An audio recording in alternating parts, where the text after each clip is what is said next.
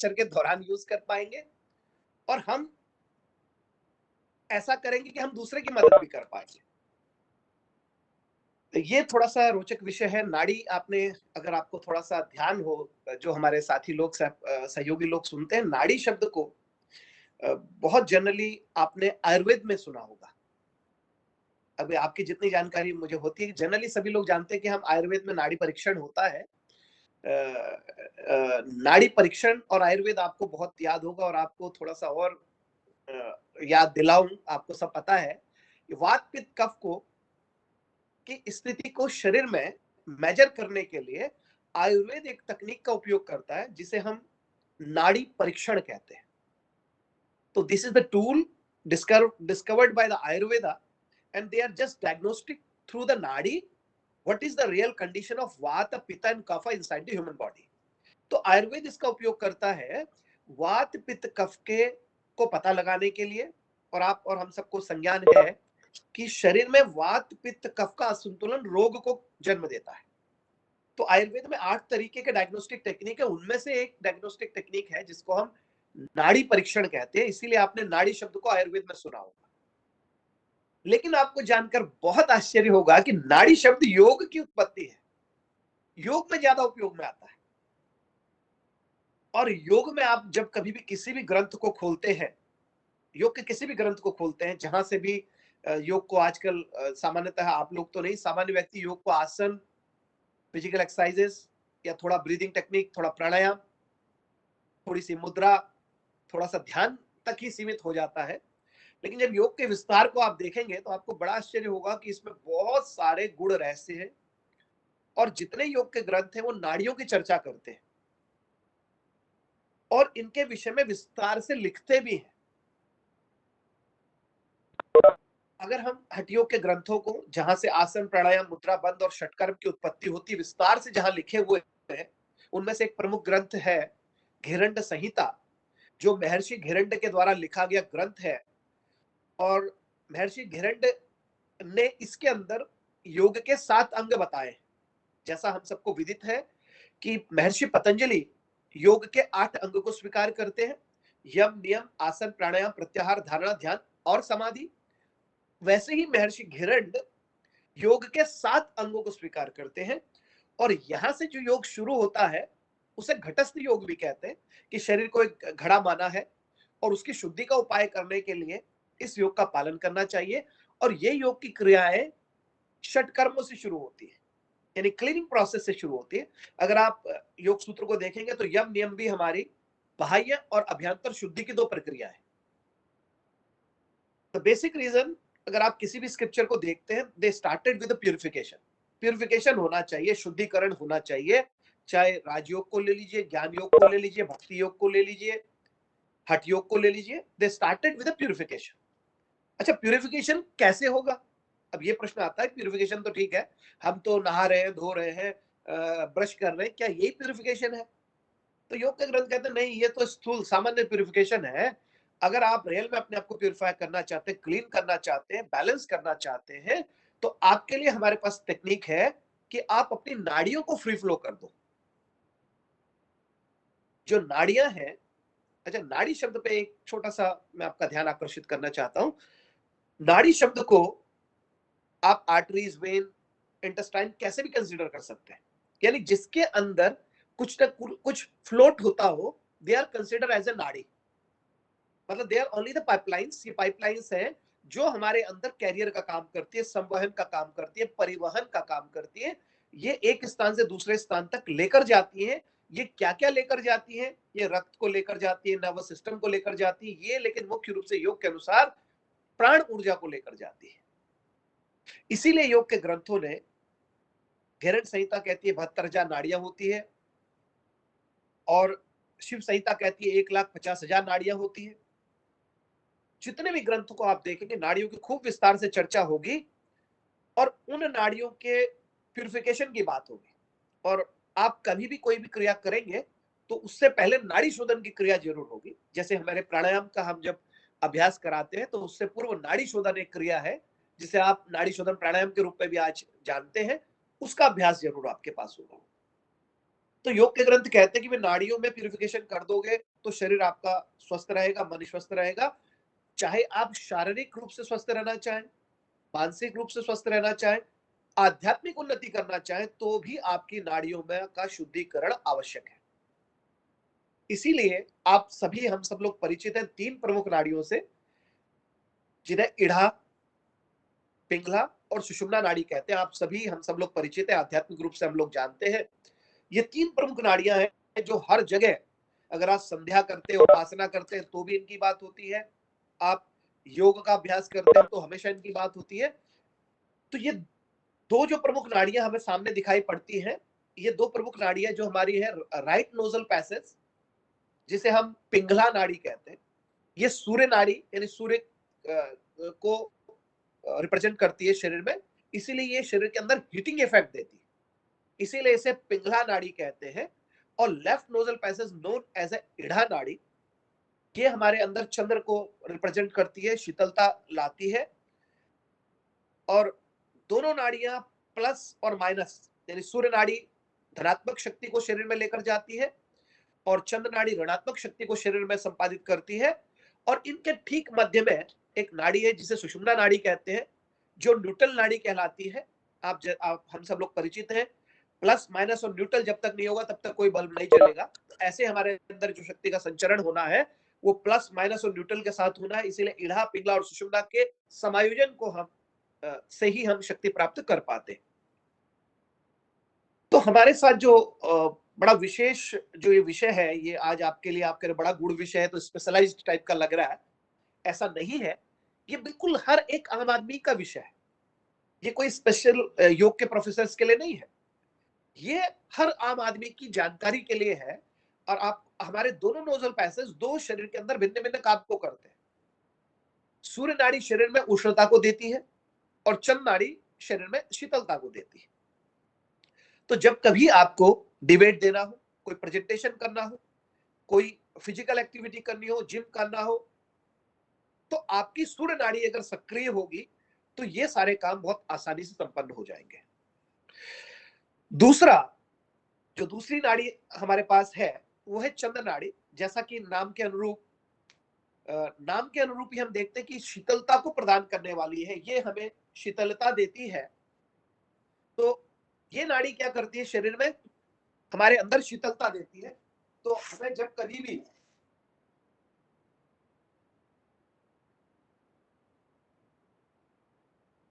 तो हम कहते हैं, जब कभी भी साधक को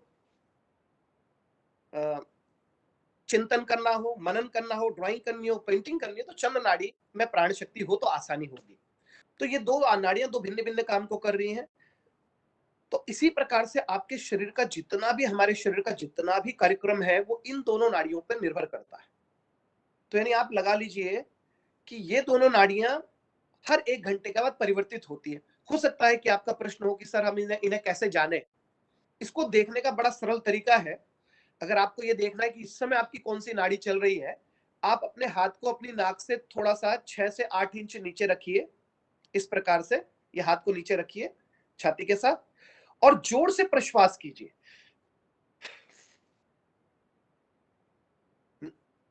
तो आप देखेंगे, हाँ, कि एक तरफ से श्वास ज्यादा आ रही है और एक तरफ से कम आ रही है। तो नीचे मैडम थोड़ा सा नीचे लाइए। तो जहां तक आप महसूस करेंगे, एक तरफ से ज्यादा ब्रीद आ रहा है, एक तरफ से नहीं आ रहा है। हो सकता है लेफ्ट से आ रहा हो सकता है राइट से आ रहा हो। तो जिस तरफ से ब्रीदिंग फ्लो तेज होता है, तो हम ये कहते हैं इस समय आपकी ये नाड़ी चल रही है। और ठीक 1 घंटे के बाद दूसरी नाड़ी चलेगी।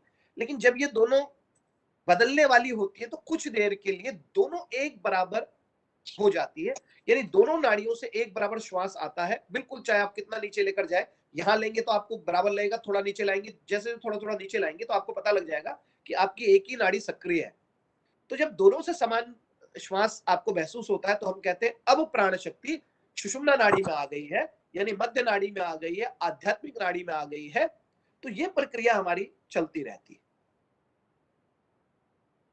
तो नाड़ियां हमारे लिए बड़ी महत्वपूर्ण है। जैसा मैंने आपको निवेदन किया, वात, पित्त, कफ 3 प्रमुख नाड़ियां हैं जो शरीर में, वात यानी वायु, पित्त यानी अग्नि और कफ, इन तीनों को इन तीनों को शरीर के अंदर इन तीनों से हमारा शरीर का निर्माण हुआ है और इन तीनों का ही साम्यावस्था निरोगिता कहलाती है। और हर एक व्यक्ति की प्रकृति मां के पेट से तय हो जाती है।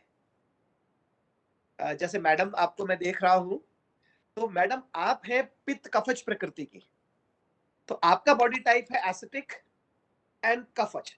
तो आपका जो होगा हमेशा चिंतन बहुत अच्छा होगा, आपका मेरे ख्याल से राइटिंग भी बहुत अच्छा होना चाहिए, हैंड राइटिंग भी अच्छा होना चाहिए। और आप अगर किसी चीज को लेंगे तो थोड़ा पंक्चुअलिटी उसमें जरूर होगी, टाइम ड्यूरेशन आप जरूर फॉलो करेंगे। और किसी भी काम के ऊपर आप, जैसे अगर हमने कहा कि आपको इसकी कोई रिपोर्ट बनानी है, तो वो बड़ी जोरदार रिपोर्ट आप बनाएंगे, छोटी रिपोर्ट नहीं बना पाएंगे, क्योंकि आपका पित्त प्रकृति है। तो पित्त के कारण ऐसा सही है। आपका माइक ऑफ सर है। जो बताया पूरा सही है। हैंड राइटिंग से लेके सब कुछ। मैम अभी तो आपको इतना ही देख पा रहा हूँ, और आप पहली बार मैं आपको देखा हूँ।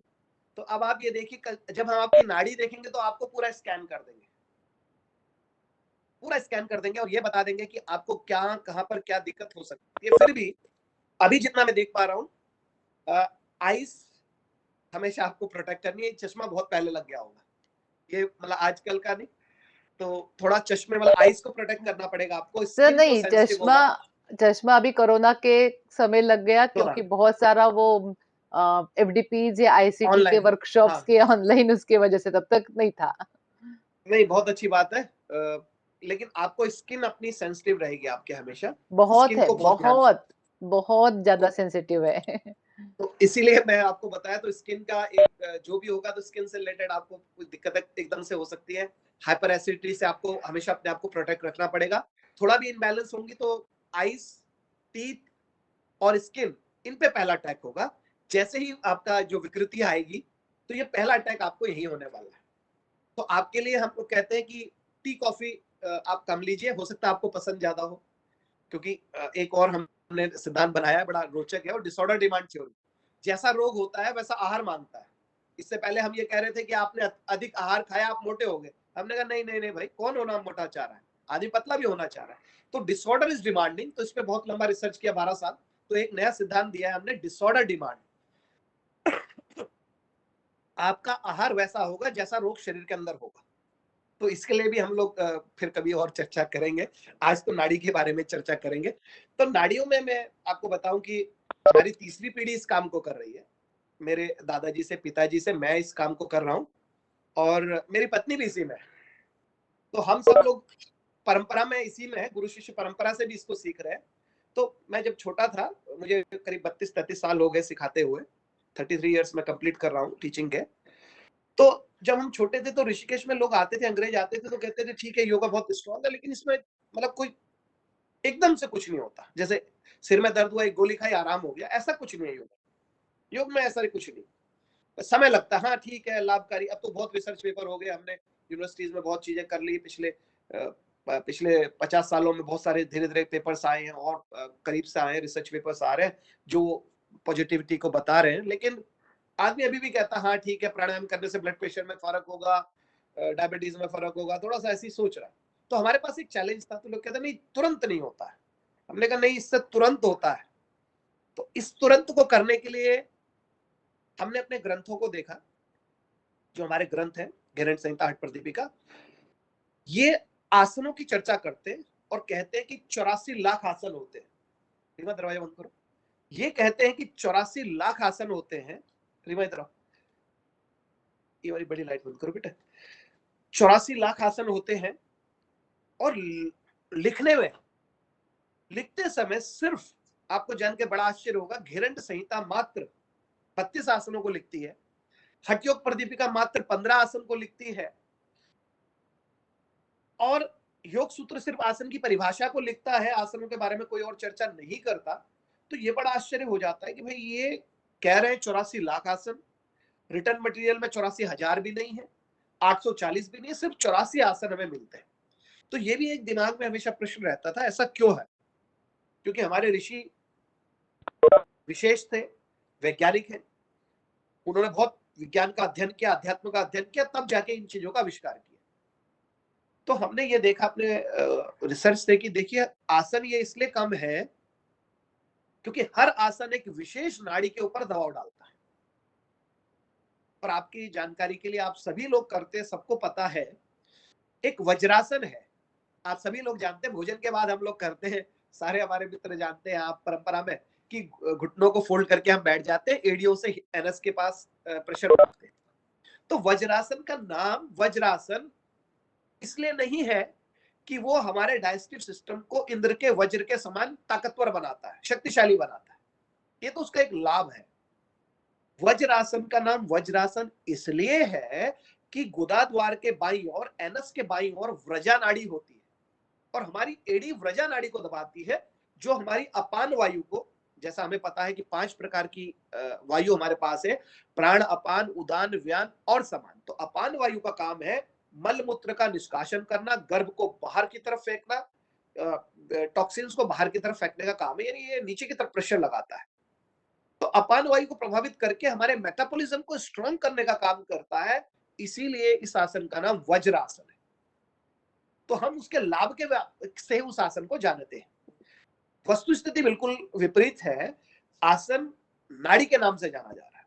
तो हर आसन एक नाड़ी को दबाता है, इसीलिए हमने देखा कि मैक्सिमम जो आसन है, जो दे आर द बेस्ट आसन, वो शिवनी नाड़ी को दबाते हैं, जो पेरिनीडियम के पास हमारे है, वहां पर हम लोग, एड़ी हमारी उसको दबाती है, इसीलिए हमारे जितने ध्यानात्मक आसन है, सिद्धासन है, वो पेरिनीडियम को दबाता है, जानु शीर्षासन इसी को दबाता है। तो जनरली नोनली अननोनली हमारी नाड़ियां इनमें प्रेस होती हैं, तभी हमें लाभ मिलते हैं।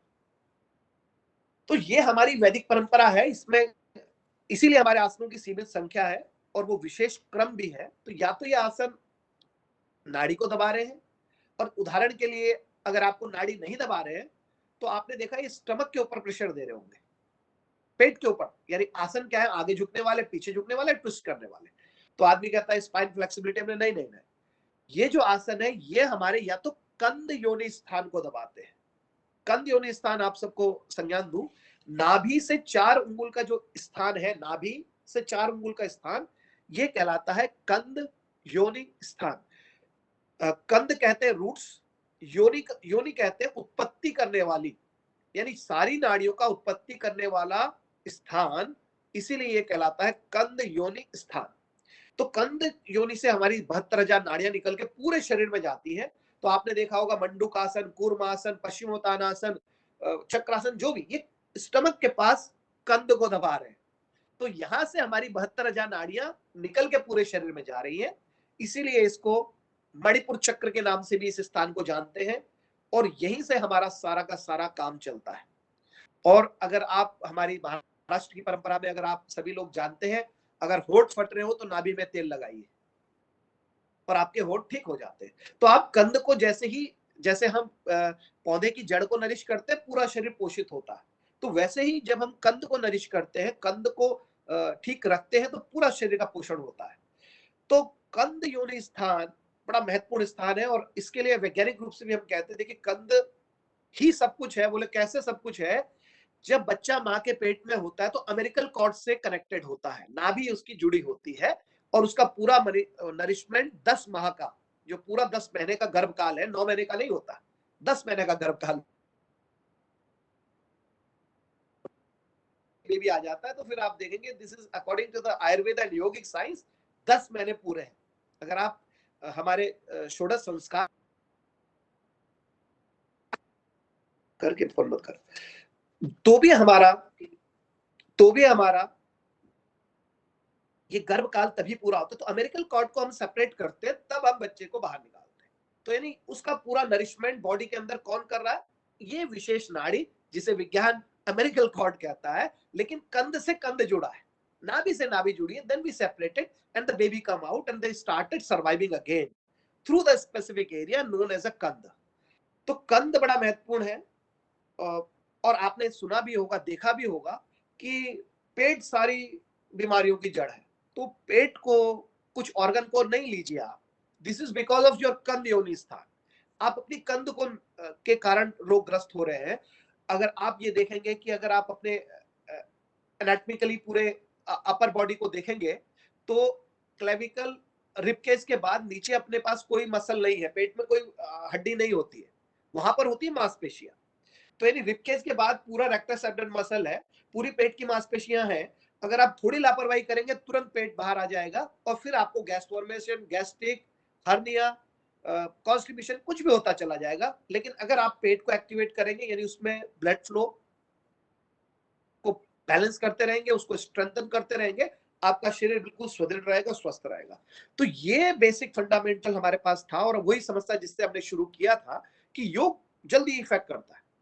तो फिर हमने इन नाड़ियों को अध्ययन करने के बाद, हमारी कई नाड़ियों के बारे में, जैसे कुंडली शक्ति के लिए 10 नाड़ियों की चर्चा होती है। इन नाड़ियों की बात कीजिए, इड़ा, पिंगला, सुषुम्ना की बात कीजिए, हस्तजीवा की बात कीजिए, गांधारी नाड़ी की बात कीजिए, तो जितनी है अमलुषा, कई तरह की नाड़ियां हमारी हैं। उन नाड़ियों की बड़ी विस्तार से चर्चा, उनकी लोकेशन की चर्चा है। तो उसको अध्ययन करने के बाद हमने कहा देखिए, नाड़ी विज्ञान के सिद्धांत के अनुसार फिर हमने नाड़ी विज्ञान, इन नाड़ियों का एक सिस्टमैटिक स्टार्ट कर दी स्टडी, और उसमें हमने एक प्रोग्राम बना दिया दर्द को दूर करने के लिए। तो सबसे पहले हमने एक प्रोग्राम बनाया साइटिका और लोअर बैक पेन के पेशेंट के लिए। और आपको बड़ा आश्चर्य होगा जान के, बड़ा बड़ा लगेगा, बड़ा अजीब, कि हम किसी भी कमर दर्द के रोगी को सिर्फ अधिकतम 4 मिनट में उसका दर्द दूर कर लेते हैं। अधिकतम बता रहा हूं, वैसे 2 मिनट में अधिकतम। और ये हमने कर लिया। अब मैं इसका बताऊंगा कैसे रीजन आया। तो ये थ्रू द नाड़ी विज्ञान हमने काम किया। तो अधिकतम हम 4 मिनट में किसी भी पेशेंट को लोअर बैक पेन के ठीक कर लेते हैं। और इसकी जो आपने मेरे थोड़े सीवी में पढ़ा होगा, हमने इसकी करीब 1000 से ज्यादा वर्कशॉप विदेश में जाके की। विदेश में अपना एशिया के साथ साथ, और एशिया के बड़े जैसे मेडिकल यूनिवर्सिटी चाइना में किया है, चुने college of health sciences south Korea में किया है, अभी मॉस्को मेडिकल यूनिवर्सिटी के साथ में टाइम टू टाइम जाता रहता हूँ उधर, बाली में हिंदू कॉलेज है। तो ये सारे जगह हम जाके इनको कर रहे हैं। भारत में भी जो हमारे प्रमुख स्थान है, जैसे बीएचयू है, या हमारे आसपास के बड़े विश्वविद्यालय हैं जो फिजिकल एजुकेशन योगिक साइंस के हैं, इसको हम कर रहे हैं। बड़े बड़े आयुष मेले में, अभी राजस्थान में था मैं, 8, 9, 10 में द्वारनाथ में था, तो आयुष विभाग का मेला था, उसमें किया था। दिल्ली में किया, अभी करके आ रहा हूँ जनवरी में। तो लोगों को एकदम लाभ मिलता है। तो ये ऐसा कैसे होता है, मैं आपको बताता हूँ कि हमारा जो सिद्धांत क्या है, जो हम सबके लिए उपयोग में लाएंगे। देखिए, नाड़ी विज्ञान का जो हमने सिद्धांत बनाया है बड़ा रोचक है। देखिए, कोई भी ऑर्गन फॉरएवर काम कर सकता है। मैं अपने सम्मानित बड़े प्रोफेसर के आगे बात कर रहा हूँ, और go through my words what I am sharing with you. कोई भी ऑर्गन फॉरएवर काम कर सकता है। अरे कैसी बात करते हैं, ऐसा कहाँ होता है, ऐसा कैसे हो सकता है? कोई अंग आपका कभी खराब नहीं होगा, यानी आप अमर हो जाएंगे। हो सकता है, सिर्फ ही रिक्वायर्ड 3 थिंग्स। ऑर्गन हमेशा काम करेगा, उसे सिर्फ 3 चीज दे दीजिए। उसे क्या चाहिए? The organ required continue blood supply from the heart. Heart से ऑर्गन को कंटिन्यू ब्लड सप्लाई मिलती रहेगी तो ऑर्गन काम करता रहेगा। बिल्कुल सही बात है। कि कैसे भाई, कार्डियक डिसऑर्डर में क्या हुआ, अगर किसी को कार्डियक अरेस्ट आ रहा है तो क्या हो रहा है कि आपकी जो आर्टरीज हैं, जो 3 प्रमुख आर्टरीज हैं जो ब्लड हार्ट में लेके जाती है, उनमें कोलेस्ट्रॉल ने उसे ब्लॉक कर दिया है। तो अब क्या होगा? आपको हार्ट अटैक आ जाएगा, ब्लड का फ्लो नहीं पहुंचा, तो क्या ट्रीटमेंट होगा? आपको तुरंत ले जाया जाएगा, एंजियोग्राफी कराई जाएगी, या स्टंट डाले जाएंगे, यानी आपको या बाईपास किए जाएंगे एडवांस स्टेज में, आपका दोबारा पाइप खोल दिया जाएगा, फिर दोबारा ब्लड फ्लो होने लगेगा, तो आप आराम से काम कर ले। आदमी फिर अपना काम शुरू कर देगा। ठीक हो गया। दूसरा, यानी ट्रीटमेंट क्या है? Free flow of the blood flow. भाई, पूरे हार्ट के इतने बड़े ऑपरेशन में कुछ भी आपको दे रहे हैं, कुछ भी कर रहे हैं, तो व्हाट दे आर डूइंग कि भाई वो पूरी पाइपलाइन को साफ कर रहे हैं, और कुछ काम नहीं कर रहे। और जैसे ही वो साफ हो गया, आप ठीक हो गए, और उसके बाद आपका कोलेस्ट्रॉल ना बढ़े, ऐसी दवाई दी जाएंगे, ब्लड प्रेशर नॉर्मल रहे, ऐसा वो कर देंगे, और आपका काम चलता रहेगा। दूसरा, आपने देखा होगा near about the when we are touching the 40, generally, अभी नहीं, कंप्यूटर एज की बात नहीं कर रहा, मोबाइल एज की बात नहीं कर रहा, generally whenever we are touching the 40 we start to use the glasses. Generally कि 40 के करीब ग्लास की जरूरत पड़ती थी। अब तो बच्चे को 5 साल की उम्र में पढ़ रही है, 6 साल की उम्र में पढ़ रही है, पैदा होने वाले को पहले दिन से मोबाइल देख रहा है, इतना रेडिएशन है, तो बड़ा मुश्किल है। होमवर्क उसका इसमें आ रहा है, तो अब नहीं कह सकते कि उसको कब चश्मा लगेगा। लेकिन जनरली जो एक एज थी हमारी, ये थी 40 के आसपास। क्यों? क्योंकि हमारी छोटी कैपिलरीज श्रिंक होना शुरू हो जाती थी, जो जो ब्लड लेकर जाती है आइस के अंदर। तो वो कैपिलरीज जब श्रिंक होंगी तो ब्लड सप्लाई आइस में नहीं जाती थी, तो आपको थोड़ा सा विजन में दिक्कत आती थी। यदि आप व्यायाम कर लेते थे, जल नीति कर लिया, इस तरह से कुछ कर लिया, अपर लिम्ब में सर्कुलेशन कर लिया, तो फिर आपका चश्मा और आगे चला जाता। और आप देखेंगे कि अभी भी जो लोग थोड़ा सा भी व्यायाम कर रहे हैं, वो चश्मा 60, 65, 70 तक भी बिना चश्मे के चल रहा है काम। तो यानी again the reason, the blood supply अगर ऑर्गन को मिलेगी तो ऑर्गन काम करेगा। Second thing, organ required the nerve supply from the brain. देखिए, ब्रेन से हमारा नर्वस सिस्टम चलता है। अभी अच्छा खासा आदमी है, एक ब्रेन की नर्व दब जाए तो आप देखेंगे कि वो पैरालिटिक अटैक हो गया, वो कुछ नहीं कर सकता। तो फिर क्या करेंगे, फिजियोथेरेपी करा के दोबारा उसकी वेन को, जो उसकी नर्व को है, एक्टिव करने की कोशिश करते रहते हैं, और अगर वो हो जाती है तो आप ठीक हो जाते हैं। तो second thing, the nerve supply हमें चाहिए ऑर्गन को, नहीं तो ऑर्गन आपका काम नहीं करेगा। और तीसरी महत्वपूर्ण चीज, उस चीज का नाम है प्राणिक एनर्जी, प्राण। अच्छा, प्राण शब्द को अगर आप थोड़ा सा योग में के अनुसार देखेंगे, प्राण शब्द का अर्थ है गति या कंपन। प्राण शब्द का अर्थ है गति या कंपन। तो जिस भी चीज में गति या कंपन होता है, उसके अंदर प्राण होते हैं, किसी भी चीज में। तो यानी कि जिस भी चीज के अंदर वाइब्रेशन, मतलब मूवमेंट होगा, उसके अंदर प्राण होंगे, अगर नहीं होगा तो उसमें प्राण नहीं होंगे। और आपको जान के आश्चर्य होगा, सजीव, लिविंग बीइंग और नॉन लिविंग बीइंग, निर्जीव, दोनों में प्राण होते हैं। ये क्या बात हुई भाई? मेरे अंदर प्राण है, मैं हिल रहा हूँ, डुल रहा हूँ, बिल्कुल सही है। पेड़ों में प्राण है, दे आर मूविंग, ग्रोथ हो रही है। ये मेरे पीछे दीवार है, इसमें क्या है? इसमें प्राण थोड़ा है, तो स्टैचू है। नहीं, इसके अंदर भी प्राणिक एनर्जी है, बहुत कम लेवल पे है, लेकिन still inside the wall is the prana, because the word go through the word, prana means vibrate. तो जो मॉलिक्यूल है वॉल के, they are not statue, they are vibrating because of the pranic energy. तो दीवार के अंदर जो molecule है, जिससे दीवार बनी है, they are vibrating, वो हिल रहे हैं, वो रुके नहीं है। तो हम कहते हैं इनके अंदर भी प्राण है, लेकिन उसका डिफरेंट है, उसका लेवल अलग है। तो सारी जो चीजें हैं, सबके अंदर प्राणिक एनर्जी होती है। और इस प्राणिक एनर्जी को यदि आप अपने ऑर्गन में लगातार बनाए रखेंगे, तो आप देखेंगे कि आप हमेशा दीर्घायु रहेंगे, स्वस्थ रहेंगे, निरोगी रहेंगे। और अगर आप ऐसा नहीं कर पाएंगे तो आप रोगग्रस्त हो जाएंगे। तो इस सिद्धांत को देखकर हमने नाड़ी विज्ञान के, हमने विशेष नाड़ियों को देखा और लोअर बैक पेन के पेशेंट को देखा। और आपको मैं थोड़ा सा, मैं पावर पॉइंट भी था लेकिन बात नहीं हो पाई, मैं ऐसे दिखाया था। ये अगर आप देख पा रहे हो chart, this is known as a yogic alignment. अभी मैं अपने कैमरे को स्विच नहीं कर पा रहा हूँ, बट आई कैन। देखिए, ये आप अगर देख दिख पा रहा रहे है हो सर, सर। अच्छे से अच्छा, दिख रहा है। पहले हाँ, you can go through the pre picture. Okay. Pre picture is here, can you see the pre picture? तो यस सर, यस सर। हमने जो पेशेंट थे हमारे, मैं और कोशिश कर रहा हूँ प्री पिक्चर आपको ठीक से दिखे। हमारे जो पेशेंट थे लोअर बैक पेन के, उनको हमने लिटाया, और जब उनको लिटाया तो आप देखोगे कि इस तरह का हमें दिखा, एक पैर छोटा, एक पैर बड़ा। तो ये हमारे को हमेशा, अगर आप कभी भी चेक करेंगे, हमने यौगिक अलाइनमेंट टेक्निक है, हमने ये देखा कि भाई जो प्री में जिसके भी कमर में दर्द है, उसका अलाइनमेंट आउट है, और वो alignment started with the millimetre goes to the centimetres. वो बहुत माइन्यूट से होकर इतना ज्यादा डिस्टर्ब हो सकता है जितना इस पिक्चर में दिखा रहा है। ये 1.5 सेंटीमीटर से ऊपर का अलाइनमेंट है, यानी इतनी ज्यादा आपको आपको पता नहीं लगेगा कि मेरा ऐसी स्थिति हो रखी है। आप देखेंगे कि आपको लगेगा ही नहीं कि मेरा एक एक पैर छोटा, एक पैर बड़ा, और आपको पता ही नहीं लगना। तो जितने हमने साइटिका लोअर बैक पेन के पेशेंट देखे, सब में ये चीज मिला, कहीं कम थोड़ा ज्यादा। उसके बाद हमने पोस्ट पिक्चर अगर आप देख पा रहे हो, तो लगभग ये बराबर कर दिया। ठीक है, ये प्री पिक्चर है इसकी, और ये पोस्ट पिक्चर है। तो ये 2 मिनट के अंदर हम इसे बैलेंस कर देते हैं, नाड़ी दबाते हैं, और उससे हम पूरा इसको वापस ले आते हैं। और जैसे ही ये वापस आता है अलाइनमेंट, और आपका कमर दर्द उसी समय खत्म हो जाता है। क्योंकि आप सब जानते हैं, जैसे the lower back pain known as a technical terminology L4 L5 S1, नीचे का एरिया है। L4 L5 S1 में थोड़ा सा अगर कोई दिक्कत होती है, वहां साइटिक नर्व निकलती है, वो दब जाती है, तो आपका पेन स्टार्ट होता है पूरा नीचे तक, पूरा नीचे तक जनरेट होता चला जाता है। तो हम इसमें ये हमने देखा, और जैसे ही किया, आपका दर्द ठीक हो गया। और इसको हमने मैडम इतने लार्ज स्केल में किया है, इतने लार्ज स्केल में किया है कि आपको मेरा नाम भी किसी पेशेंट ने ही बताया होगा कि भाई उनको बुला लो, वो बताएंगे। तो हमने इसको बहुत लार्ज स्केल में किया है। तो कोविड ने थोड़ा सा हमें रोक दिया है, तो हमने इसको एशिया में लगभग सब जगह, यूरोप में सब जगह, रशिया सब जगह हमारे सेंटर है, स्पेन में एक है, मॉस्को में एक है, बाली में है, सब जगह हम लोग जाके इसको खूब वर्कशॉप कर रहे हैं।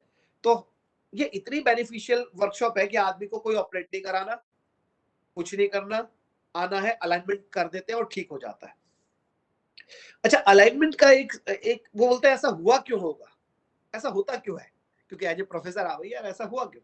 देखिए, बॉडी का ह्यूमन नेचर है कि अभी हम लोग माना कि सुबह की क्लास के लिए ऐसे बैठे हैं, थोड़ी देर में ऐसे ऐसे ऐसे ऐसे करके ऐसे ऐसे ऐसे झुक जाएंगे, तो इतने घंटे नहीं बैठ पाएंगे। तो बॉडी अपने पोजीशन को थोड़ा सा चेंज करती चली जाती है, और हम मतलब उसे जहां दर्द होगा उससे अलग पोजीशन बना लेगी। उसको इससे मतलब नहीं कि आपको दर्द हो रहा है कि नहीं हो रहा, ये पोजीशन सही है कि गलत है, उससे मतलब नहीं। फिलहाल के लिए आपको रिलीफ करने के लिए आप टेढ़े मेढ़े कैसे करके बैठ जाएंगे। और जब ये एक आदत बन जाती है तो आप देखेंगे बिल्कुल सर्वाइकल में गर्दन यहां तक आ जाती है, आदमी ऐसे नहीं कर सकता, आंखों से देख पाता, इतना स्टिफ हो जाती है। तो एक दिन में नहीं होता, ये धीरे धीरे करके, जैसे हमारे टीचिंग फैकल्टी में आप कंप्यूटर में काम करते करते करते करते इतनी स्टिफ गर्दन हो गई है, इतना भयंकर सर्वाइकल का अटैक आता है कि वो पेन भी नहीं पकड़ पाते, हाथ नहीं उठा पाते जब अटैक आता है, कॉलर लगाना पड़ता है, हाथ में ताकत नहीं चली जाती है, इतनी दिक्कत आ जाती है। तो ये हमारी बॉडी का नेचर है कि वो धीरे धीरे करके अपने आप को डिफॉर्म कर सकती है, यदि आप उसकी वैसी हैबिट कर देंगे तो इसीलिए हमने कहा अप्रोप्रिएट अलाइनमेंट कीजिए। इसके लिए जो हमने टेक्निक बनाई थी वो थोड़ी सी अलग है कि हमने ये जो स्टिक्स है, इनसे हम अ, पैर के नाड़ी को एनर्जाइज करने का काम करते हैं। सिर्फ इसे एनर्जाइज करते हैं, फ्री फ्लो कर देते हैं, और आपको तुरंत रिलीफ हो जाता है। तो ये हमारा इतना सफल टेक्निक रहा कि हमारे जितने गवर्नर्स रहे, हम उनके चिकित्सक रहे, सीएम रहे, उनके चिकित्सक रहे, आम आदमी से लेके सब वीआईपी, सबकी चिकित्सा हमने की और हाईली अप्रिशिएट हुआ। 100% रिजल्ट हमें अचीव हुए टिल डेट, आज भी। अभी इवनिंग में क्लिनिक करते हैं, मॉर्निंग क्लिनिक करते हैं और पूरी इसका खूब प्रचार करते हैं। तो इसमें आदमी को रिलीफ हो गया।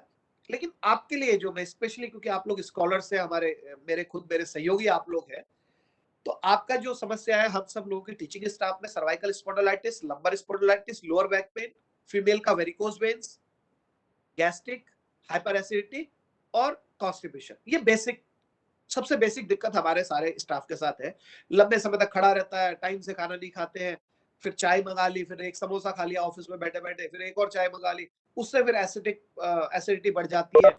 ठीक है, वर्कआउट की कमी है, घंटों कंप्यूटर में बैठे तो भूल ही गए कि भैया कितनी देर बैठना था मुझे, प्रोजेक्ट बनाने लगे तो 5-6 घंटे बैठ गए, तो पता लगा गर्दन एक दो बार टेढ़ी बेढ़ी करी, फिर बैठ गए दोबारा। तो उससे धीरे धीरे करके हमारे स्टाफ को ये दिक्कतें आ रही है, हमारे सभी सहयोगियों को दिक्कत आ रही है। लेकिन इसका उपाय हमने आपके सामने ढूंढ दिया, और मैं इसके आपको बताऊंगा कि आप अभी बैठे बैठे इस आरसी में इसका उपयोग करेंगे, और फिर मैडम से फीडबैक लूंगा कि भाई मैं आपको टच तो नहीं कर सकता, लेकिन बिना टच करे वाली टेक्निक भी हमने बना दी है, वो आपको अभी 5 मिनट में लास्ट में बता दूंगा।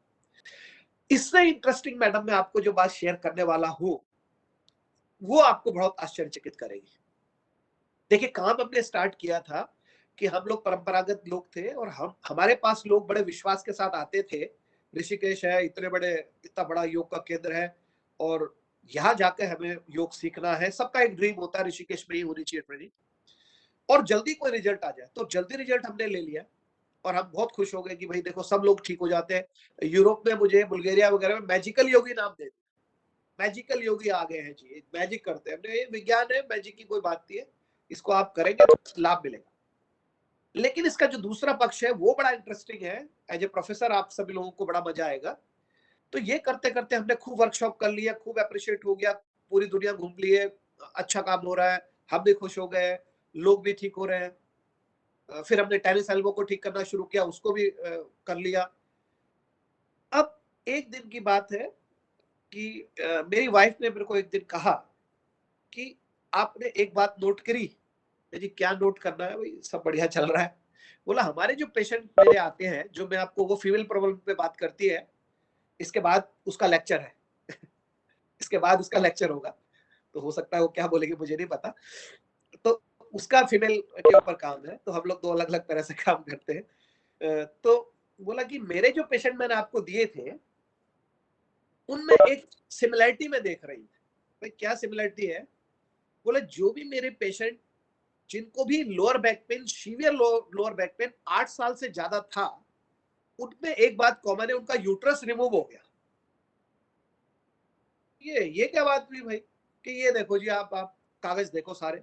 तो हम कोई भी पेशेंट आता है, उसका नाम लिखते हैं, उसकी एज लिखते हैं, कोई ऑपरेशन हुआ है वो लिखते हैं, कब से दर्द है ये लिखवाते हैं, ज्यादा कहानी हम लिखवाते हैं। तो अब हमने कागज देखे, हाँ भाई ये तो कॉमन बात है। बोले मेरे तो ये है फीमेल पे, ये सब कॉमन बात है। फिर मैंने अपने चेक करे, तो हमने यही देखा जिसका सर्वाइकल है, या तो स्नोरिंग, या हार्ट की कोई दिक्कत, या रेस्पिरेटरी ट्रैक की दिक्कत। नीचे L4 L5 में कोई दिक्कत बताता है तो यूरिन टपक के आ रहा है, या यूरिनरी ट्रैक में कुछ है, या डायबिटीज मेलाइटस का पेशेंट है। तो ये जब हमने सारी, मतलब आपको बता रहा हूँ कि एक लार्ज डेटाबेस की बात कर रहा हूँ, हम एक दिन की मतलब ऐसी बात नहीं कर रहे, एक बहुत बड़े बड़े कैंप्स की बात कर रहे हैं। कोविड ने तो थोड़ा आजकल शांति कर दी है, लेकिन बहुत बड़े स्केल पे हम लोग इन काम को कर रहे हैं। जहां जा रहे हैं वही 200-250 लोग एक दिन में देख ले रहे हैं, उनको ठीक कर दे रहे हैं। तो फिर हमने कहा यार ये कैसे हो सकता है? एक कमर दर्द यूट्रस रिमूव का कारण हो सकता है, या डायबिटीज का कारण हो सकता है। एक सर्वाइकल आपको स्नोरिंग करा रहा है, या रेस्पिरेटरी ट्रैक में कोई दिक्कत करा रहा है, आइज की वीकनेस आ रही है। फिर हमने जब इसमें रिसर्च किया, थोड़ा सा अंदर गए, तो बोला जस्ट दिस इज ट्रूथ, ये ट्रू है। और इसका रीजन हमने ये निकाल के दिया कि अगर आपको L4 L5 S1, ये मेरी उंगली अगर आप देख पा रहे हो, इस एरिया में कुछ है, तो आपके निचले ऑर्गन में, ये नर्व सप्लाई का चार्ट है, ये ऑर्गन में सप्लाई बंद हो जाएगा। तो जब, जैसा हमारा सिद्धांत है ब्लड सप्लाई नर्व्स और प्राणिक एनर्जी, तो ये ऑर्गन फिर आपका हो सकता है ठीक से काम ना करे। ऐसे ही सर्वाइकल में कुछ है, तो आपको ये नहीं कि चक्कर आ रहे हैं, दर्द हो रहा है, कुछ उठ नहीं पा रहा है, तो आप हो सकता है अपने लंग्स को, हार्ट को, या आइज को वीक कर रहे हो। तो आपका ये पूरा जो हमारा चार्ट है, ये बताता है कि आपका अलाइनमेंट सिर्फ छोटे दर्द नहीं, आपके इंटरनल स्पेसिफिक ऑर्गन्स को भी डैमेज कर सकता है। तो इसीलिए हमें अपने अलाइनमेंट को ठीक रखना है, सिर्फ इसलिए नहीं है कि आपका दर्द ठीक हो, इसलिए रखना है कि आपके इंटरनल ऑर्गन्स ठीक से काम करें। तो हमने एक और क्रिया बनाई है, अगर आप देख रहे हो ऑपरेशन जैसा अब मैं कर रहा हूं, ये है मेरु शोधन। इसमें हम क्या कर रहे हैं, स्पाइन के अंदर जाके जैसे ऑपरेट करते हैं ना, एनर्जाइज कर रहे हैं, blood flow, nerve flow, pranic energy flow, सिर्फ टच करके एनर्जाइज कर रहे हैं। तो एक स्पेसिफिक ऑयल लगाते हैं, और फिर इसको इस तरह से काम करते रहते हैं, पूरा हम इसे फ्री फ्लो कर देते हैं एनर्जी यहाँ से, तो आपके ऑर्गन्स फिर दोबारा फ्री फ्लो हो जाते हैं। तो ये भी बड़ा इंटरेस्टिंग टेक्निक है। इस पे हम इम्बैलेंस है, डायबिटीज मेलाइटस के पेशेंट है, आर्थराइटिस है, ऑटोइम्यून डिसऑर्डर है, कैंसर के बाद जो रिकवर करना चाहते हैं, सबको ले रहे हैं, और गजब का रिजल्ट हमें मिल रहा है ये मेरु शोधन का। तो पहला पार्ट है यौगिक अलाइनमेंट, यानी सिर्फ आपने अलाइन किया, आपका दर्द दूर हो गया, आप ठीक हो गए। दूसरा पार्ट है मेरु शोधन, जो हम एक, ये इसमें करीब आधा घंटे का समय लगता है, एक स्पेसिफिक मैनिपुलेशन देते हैं, फिर हम धीरे धीरे एक ऑपरेट की तरह पूरी स्पाइन के ऊपर काम करते हैं। इस पर सिर्फ पैर के पंजे और हाइमेस्टिंग पैर पे थोड़ा सा काम करते हैं। तो इस पे 4 मिनट लगते हैं, ये लगभग पूरा आधा घंटे की प्रक्रिया है। तो ये अलग चीज है, वो अलग चीज है। तो ये बड़ा इंटरेस्टिंग चीज हमने करी है, और इसके रिजल्ट आप यकीन ही नहीं करेंगे, गजब के रिजल्ट है, और हाईली अप्रिशिएट हो रहे हैं। तो मेरे सहयोगियों को मेरा एक रिक्वेस्ट है कि हमारा अलाइनमेंट, एक सामान्य सा सर्वाइकल का पेन हो सकता है, आपके आइज को भी दिक्कत कर रहा हो सकता है आपके रेस्पिरेशन, बेसिक आप ऐसे हो रहे हैं तो आपको पेक्टोरस मेजर दब रहा है, तो रेस्पिरेशन ट्रैक भी दब रहा है। मतलब फिजियोलॉजिकली भी देखेंगे, एनाटॉमिकली भी देखेंगे, तो दोनों में आपको ये चीज दिखाई पड़ेगी कि अगर आपका अलाइनमेंट कहीं भी गड़बड़ है, तो आप अपने उस ऑर्गन की कैपेसिटी को प्रॉपर यूज नहीं कर पाएंगे। तो यदि आप अपने ऑर्गन की कैपेसिटी को अप्रोप्रिएट यूज करना चाहते हैं, तो आपको अपने अलाइनमेंट को बढ़िया बना के रखना पड़ेगा। तो ये जो मैंने आपके साथ नाड़ी विज्ञान को शेयर किया, ये महत्वपूर्ण था। अच्छा, एक और बात मैं यहाँ, जैसे मैडम को मैंने बताया, हमारे वहां जो रोग का मेन कारण क्या है, हमें ये नहीं पता कि मेरा बॉडी टाइप क्या है। ये सब मैं, आप बताइए मैडम, क्या हमारे वहां जितने सीनियर लोग सुन रहे हैं, ऐसा कोई व्यक्ति है जो एडिक्ट एडिक्शन वाले हटा दो, जो स्मोकर हटा दो और जो गुटखा वाले हटा दो, जनरली ऐसा कोई व्यक्ति है जो रोज जहर खाता हो? कोई व्यक्ति जहर खा रहा है, बढ़िया खाना खा रहा है, बढ़िया फल खा रहा है, 2 बार हाथ धो के खाना खा रहा है, खूब सैनिटाइजेशन है घरों में। अब तो अच्छे घरों में जूते लेकर जाते ही नहीं है, जूते घर के बाहर है, हाथ बिल्कुल साफ है, किचन बिल्कुल साफ है, बिन बार की सफाई चल रही है, प्लेट बिल्कुल साफ, हर चीज बिल्कुल सैनिटाइजेशन तो सुपर में आ रहा है। उसके बाद भी आदमी रोगग्रस्त है, इस पर विचार करने की आवश्यकता है। हमने जगह जगह एम्स बना दिए हैं, तो पेशेंट कम हो गए क्या? हमने जगह जगह मेडिकल कॉलेज खोल दिए, तो क्या पेशेंट हमारे कम हो गए क्या? तो अगर आप इसके दूसरे पक्ष में जाएंगे तो आदमी का क्या है, व्यक्ति को ये नहीं पता कि वो उसकी बॉडी टाइप क्या है। और जब आपको यही नहीं पता कि मेरी बॉडी टाइप क्या है, तो हर चीज हर व्यक्ति के लिए नहीं बनी है। तो वात प्रधान चीजें किस, अगर आपका वात विकृत है, अच्छा मैं थोड़ा सा वात पित्त कफ को समझा दूं। देखिए, हमारे शरीर वात पित्त कफ से बना हुआ है, और वात पित्त कफ का संतुलन निरोगिता कहलाता है। वात यानी वायु की विकृति से 80 प्रकार के रोग होते हैं। पित्त अर्थात अग्नि, इसकी विकृति से 40 प्रकार के रोग होते हैं। कफ यानी म्यूकस, इसकी विकृति से 20 प्रकार के रोग होते हैं। और हम सब लोग जो है, या तो वात पित्त कफ में डोमिनेटिंग कोई ना कोई आपका होंगे तीनों, सबके अंदर तीनों चीजें हैं, लेकिन एक चीज डोमिनेटिंग होगा। जैसा कि मैंने मैडम को स्टडी किया था कि भाई आप पित्त प्रधान है, तो पित्त डोमिनेटिंग, यानी कभी भी दिक्कत आएगी तो पहले पित्त आपको दिक्कत करेगा, फिर कफ करेगा और फिर वात करेगा।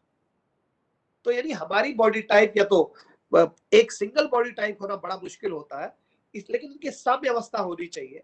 इनको बैलेंस करके रखने का नाम स्वास्थ्य है, तो उसके लिए हमें प्रयास करना चाहिए। अच्छा, ये क्या है, आयु के हिसाब से भी विकृति होते हैं।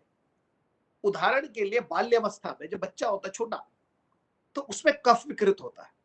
तो आपने देखा हो घरों में सबसे पहले बच्चा बीमार होता है या तो जुकाम, खांसी या बुखार, ये पहला उसका रोग होगा। किसी भी घर में जो छोटे बच्चे होंगे, या तो जुकाम लगेगा या खांसी आएगी या बुखार होगा, ये पहला काम है। तो कफ की विकृति इस समय होगी तुरंत, और वो कफ का ही सेवन करता है। पूरा बच्चा यदि आप देखोगे ढंग से, छोटे बच्चे को अगर आप पाल रहे हो, तो वो सिर्फ कफ प्रधान चीजें ही उसके भोजन में होती है। दूध हमेशा, या दलिया, कॉर्नफ्लैक, स्नैक्स जो भी आप बनाते हो, सैरेलैक वगैरह, वो सब कफ, लिसलिसे, गाढ़े और दूध के बने पदार्थों के होते हैं, जो कफ का प्रतीक है। तो आप दे भी वही रहे हैं, विकृति भी वही होती है। अच्छा, थोड़ा सा युवा अवस्था अगर आपने देखी होगी, हमारे बच्चे यूनिवर्सिटी में आती है, बच्चियां या लड़के, हमेशा पिंपल्स देखे होंगे आपने इनके, थोड़ा थोड़ा भी कुछ होगा एकदम पिंपल आ जाएंगे नाक पे, इधर चेहरे पे एकदम। तो ये पित्त की विकृति होती है। तो युवा अवस्था में पित्त विकृत होता है, तो इनकी जो सबसे अधिक दिक्कत है, या तो कॉन्स्टिपेशन होगा, या फिर इनके पिंपल्स आ जाएंगे, स्किन से रिलेटेड दिक्कत आ जाएंगी, ये इसी में परेशान रहते हैं। और थोड़ा सा जब हम एज हो जाती है, तो आपने देखा होगा कि वात की विकृति होती है, तो आप कहता है मेरे घुटने में दर्द हो गया, मेरे कोहनी में दर्द हो गया, तो बोन से रिलेटेड दिक्कतें हो जाती है। तो ये आयु के एक एज के बाद होती थी। अच्छा, अब हमने थोड़ा सा गलत भी सीख लिया है। एजिंग को भी मैं थोड़ा सा आपको बताना चाहता हूँ। हमारे बहुत साथी कहते हैं, अरे एज होगी 40 का, एज होगी 40 हो गए, नहीं नहीं अब हमारी एज होगी। 40 साल तो जवानी है। आपने देखा होगा एक विचारधारा ऐसी भी आई जिसमें विवाह की आयु 40 बताई, एक विचारधारा है। तो ये क्या बात हुई? बोला जब धातुएं, हमारा शरीर बना है 7 धातुओं से, रस, रक्त, मांस, मेद, अस्थि, मज्जा, शुक्र, ये सप्त धातुओं से शरीर बना है। वात पित्त कफ, और ये सप्त धातु, यानी जो भी हम चीज खाते हैं पहले वो रस में होती है, उसका लिक्विड बनता है, फिर रस से बनता है रक्त, ब्लड बनता है, रस रक्त, फिर बनता है मांस, मसल, फिर मेद, फैट, फिर अस्थि, बोन्स, फिर बोन मैरो, मज्जा, और फिर शुक्र। जो हमारे स्पर्म और एग्स बनते हैं, ये पूरी हमारी प्रक्रिया है। और इसके बाद भी हमारी एक प्रक्रिया है जिसे हम ओज कहते हैं।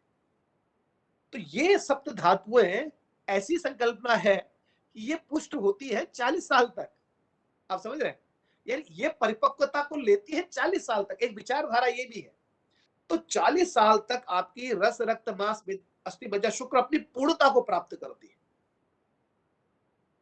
तो आपकी जो एनर्जी का बेस्ट लेवल है, this is the 40 according to the Ayurveda and yogic sciences. तो 40 में तो परिपक्व हुआ, बूढ़ा कैसे हो रहा? अब तो तैयार हो रहा है। अब इन धातुओं का क्षय शुरू होगा इसके बाद। तो ये क्षय हो सकता है 40 के बाद। आप इसे रोक लीजिए तो बहुत आराम से 60 to 70 आप रोक सकते हैं। तो अपने एजिंग फैक्टर को आप बहुत आसानी से 60, मतलब अपने रिटायरमेंट तक आप जैसे 40 में थे वैसे रहेंगे 65 तक, अगर आप थोड़ा सा ध्यान सावधानी करेंगे तो। लेकिन समस्या क्या है कि हमें यही नहीं पता मेरा बॉडी टाइप क्या है। अब मैं आपसे मिला, उदाहरण के लिए मैं, अच्छा भारत में क्या सभी की, हम सबकी इंडियन टेंडेंसी है कि always we hear and listen only the benefits of the technique, we never ever go through the side effect. उदाहरण के लिए अगर मैं एक बात कह दूं कि आपका मोटापा 2 गोली दूंगा शाम तक खत्म, तो आदमी को मतलब नहीं, भैया 2 गोली दे दो और पैसे ले लो, तुरंत तैयार हो जाएगा। बेनिफिट क्या होगा, वो स्टेरॉइड है, वो बाद में देखो, पहले मुझे दे दो। तो गो थ्रू द बेनिफिट्स। अगर मैं यहां से कुछ बताना शुरू करूंगा तो बॉडी भी सिर्फ बेनिफिट्स को देखेगी। मेरे पास एक बच्ची रहती है, तो he loves to hear the benefits कि पपीता खाने से क्या होगा, केला खाने से क्या होगा, तो स्टार्ट टू ईट मोर।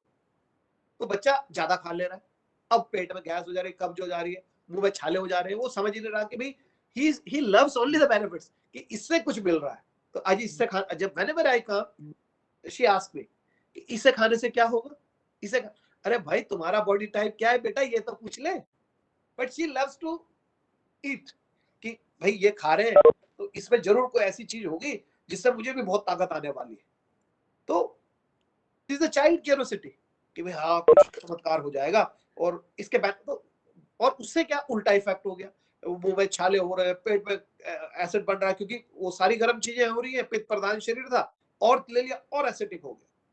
तो हमें सबसे पहले ये पता करना है कि मेरा बॉडी टाइप वात प्रधान है, पित्त प्रधान है, कफ प्रधान है, एक according to the area wise. उदाहरण के लिए महाराष्ट्र है, अभी हम महाराष्ट्र की आपकी बात कर रहा हूं, तो whenever Maharashtrian people travel anywhere, they have their own food.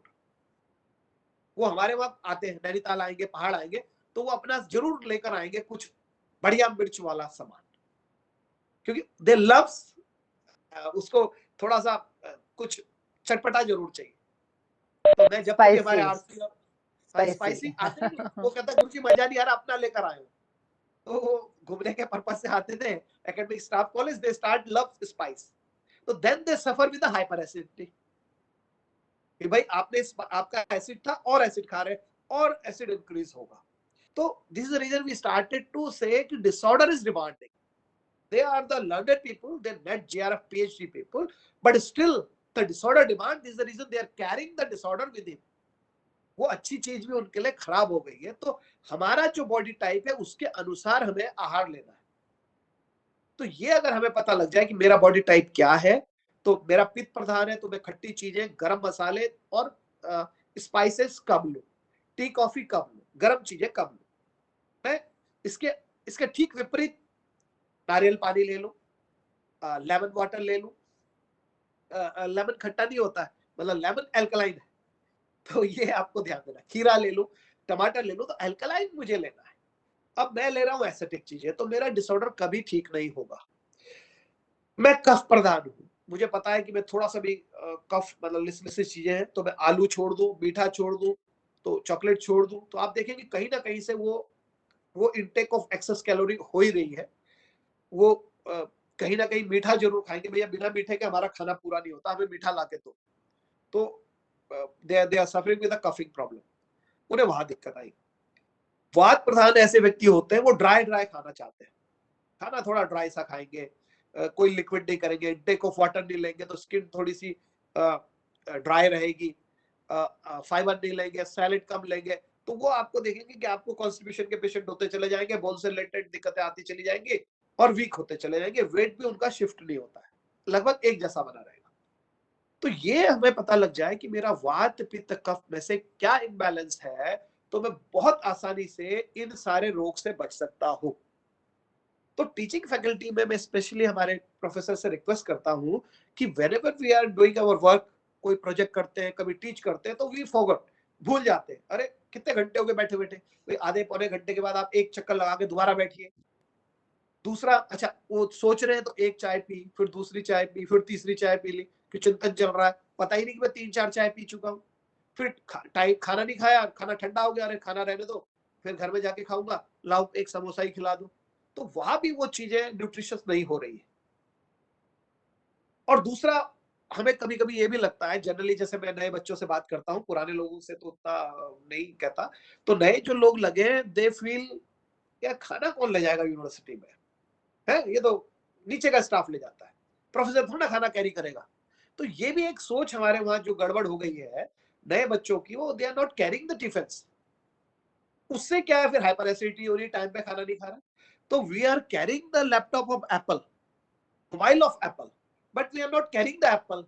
हम एप्पल ले जा रहे हैं यूनिवर्सिटी में, बाकी सब कुछ एप्पल है। तो जिससे एनर्जी मिल रही है वो नहीं है, जो एनर्जी ले रही है वो चीजें हमारी एडवांस है।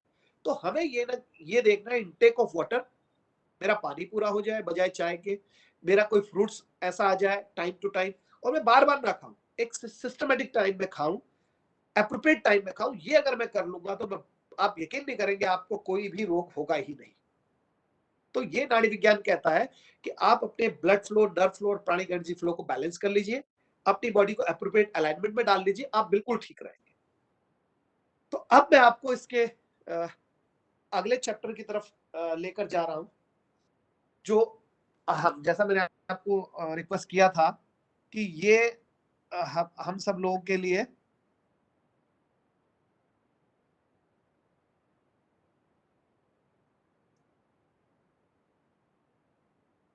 बहुत महत्वपूर्ण है। मैं आपको दिखाता हूं कि कैसे करना है। देखिए, अब मैं आपको ये जो मैंने आपको चीजें दिखाई थी अलाइनमेंट की, this is the this is known as a yogic alignment. अगर आप देख पा रहे हो, ये मेरा यौगिक अलाइनमेंट का चार्ट था, जिसमें हमने देखा कि ये प्री और इसके बाद आ गया पोस्ट, ठीक है। और फिर मेरा एक क्रिया बनाई थी मेरो शोधन, जिसमें हमने बताया था कि अगर आपका अलाइनमेंट आउट है तो आपके ऑर्गन्स को ये दिक्कत हो सकती है। उसके लिए फिर हमने ये इस तरह से काम किया था, ये सब चीजें। तो हम ये स्पेशली वैसे कर रहे थे, तो अब हम इसके लिए प्रैक्टिकली करो बेटा। प्रैक्टिकली मैं आपको बताता हूं कि आप अपनी बॉडी को खुद अलाइन कर सकते हैं, ठीक है। अगर मैं नहीं भी हूं तो ये 4 टेक्निक मैं आपको, अच्छा ये छोटी सी मेरी एक लैब है ये भी दिखा देता हूँ। ये हमारे इंस्ट्रूमेंट है जिससे हम लोग फ्री फ्लो करते हैं। ये स्पेशली एक पाउडर ऑर्गन में ऊपर से डालते हैं। ये मनकुलेशन के लिए कुछ सामान्य से इंस्ट्रूमेंट है। ये स्पेसिफिकली ऑयल है जिसको हम बनाते हैं। ये सब मनकुलेशन के टेक्निक्स हैं। ये हमारी कुछ वर्कशॉप है, इस तरह से हम लोग काम करते हैं। ये कुछ होंगे फोटोज यूरोप में। ये मॉस्को मेडिकल यूनिवर्सिटी में हम लोग काम करते हैं। ये हमारा योगा क्लास रशिया। तो इस तरह से कई चीजें हैं इंटरेस्टिंग। तो अब मैं आपको बता रहा हूँ कि आपको कैसे बॉडी को अलाइन करना है पूरी स्पाइन के लिए। सबसे पहले हमारे पास एक टेक्निक है, this is known as a makarasana. One, देखिए मकरासन में क्या करना है, दोनों हाथों को अपने चेहरे के ऊपर ले आना। तो ये है हमारे योगाचार्य रीमा, ये भी बहुत अच्छा योगा प्रैक्टिशनर्स है। ये आपने देखा कि आपको ये ऐसे आगे से इन्होंने इस तरह से कर लिया है, ठीक है। यानी अपने हाथों, अपने चेहरे को अपने हाथों के मतलब अपनी हथेलियों पे रख लिया है, कोहनियां बिल्कुल साथ में लगी हुई हैं। और जितने कंधे हैं, जितने इनके कंधे हैं, उतना आपने पैर को खोलना है और एड़ियों को अंदर डाल देना है इस तरह से, ठीक है। तो ये जो पोजीशन है आपकी, जैसा मैंने आपको कहा था कि हम लोग यहाँ पैर में नाड़ी दबाते हैं, यहाँ पर एक नाड़ी दबाते हैं, एक यहाँ दबाते हैं, ऐसे कर करके नाड़ी दबाते हैं, पूरी स्पाइन को अलाइन करता है। ये जो काम है ये ऑटोमेटिकली आपका ये कर देगा। अगर आप इस पोजीशन को देख पा रहे होंगे, एनाटॉमिकली भी अगर आप देख पा रहे हो, तो आप देखेंगे कि स्पाइन जो हमारी एस शेप में होती है, तो नेचुरल एस शेप स्पाइन की बन गई है ना। देखिए एस बन गया है, गर्दन ऊपर है, नीचे तक जा रहा है। और अगर आप इस पोजीशन को थोड़ा सा देख पा रहे हो, तो आप देखेंगे 75% of the body lying on the ground, 75% हमारी बॉडी ग्राउंड के ऊपर है। तो आप ये देखिए ग्रेविटेशन पुल, गुरुत्वाकर्षण बल हमारा, यानी हमारे अपर चेस्ट तक जी जीरो है, कुछ नहीं है हमारे पास। 75% तक तो कोई भी जी नहीं लगेगा, कोई भी फोर्स हमारे को नहीं करेगा, क्योंकि हम ग्राउंड लाइन के साथ हैं। दूसरा, हमारे हाथों ने हमारे सिर को पकड़ लिया है, आराम से रखने में मदद कर दी है। और हमारे लंग्स और हार्ट ब्लड को और ब्रीथ को पंप करने के लिए फ्री है। और आप देखेंगे कि सर्वाइकल के सारे वर्टेब्रास, जो 26 वर्टेब्रास हैं हमारे, जो हमारे मैच्योर ह्यूमन में होते हैं, पहले 33 होते हैं, डिफ्यूजन होके 26 हो जाते हैं, they are all coming in the line. और ग्लूट एरिया जो हिप लाइन है, यहां से जो साइटिक नर्व निकल रही है, वो हमारा प्रेशर जो हमारा है, ये इस वजह से अपने आप अपनी पोजीशन में आ रही है। तो आपकी सावधानी ये है कि आपने सिर्फ एड़ियों को जितना दबा सकते हैं दबाइए, अंदर की तरफ, पंजे बाहर की तरफ। और अगर आप इसमें थोड़ा सा एडवांस चाहते हैं, तो आप अपने पैर के अंगूठों को ऊपर की तरफ खींचिए, ऊपर ले जाओ और खींचो। जितना आप खींचेंगे उतना आपको प्रेशर आपके स्पाइन पे मिलेगा, और आप देख सकते हैं कितना स्टिफ अप हो रहा है मसल। तो ये आपका है cervical spondylitis, lumbar spondylitis, slip disc, lower back pain, sciatica pain, इन सब में काम करेगा। अच्छा, कुछ हम लोग जब ज्यादा बोलते हैं या कुछ स्मोक करते हैं या बहुत ज्यादा हम लोग लेक्चर देते हैं, तो एक खराश हो जाती है गले में। आपने देखा हो बोलते हुए थोड़ा स्मोकर्स को ज्यादा दिखती है, ये जो स्मोक करते हैं उनको हर बार के बाद ऐसा करते हैं। उनके लिए हम लोग कहते हैं इस पोजीशन में उज्जाई प्राणायाम कीजिए, इस पोजीशन में उज्जाई प्राणायाम।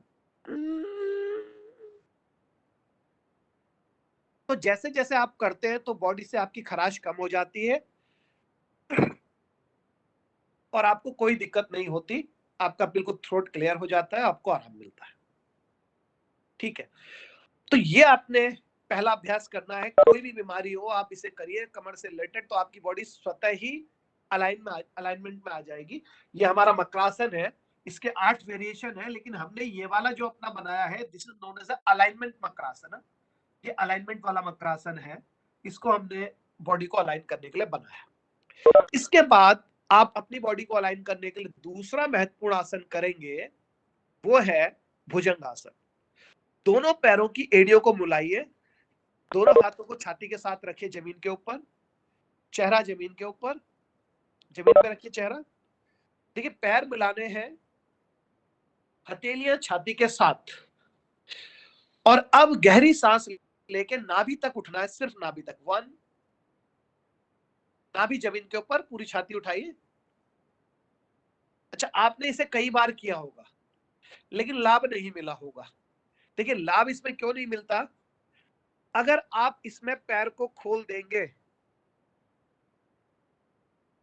अगर ये एड़ियां खोल देंगे ऐसे करके, तो ये कमर में आपका इफेक्ट कम हो जाएगा।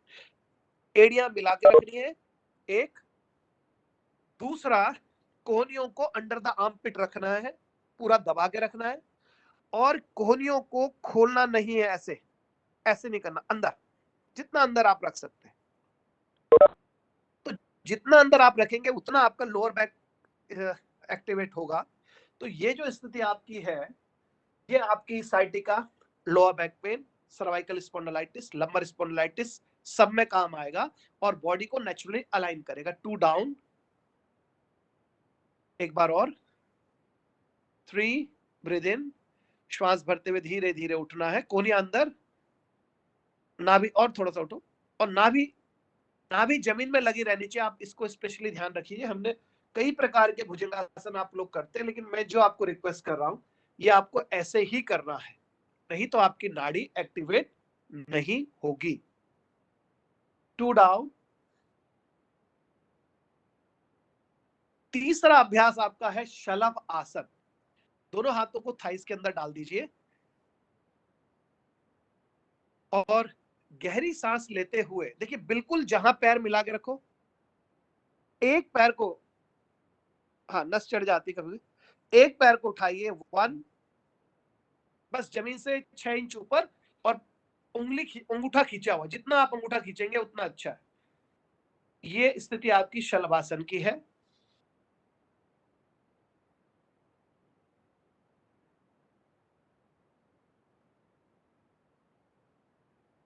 टू डाउन, एड़िया मिला के रखो। 3, पैर बदलो।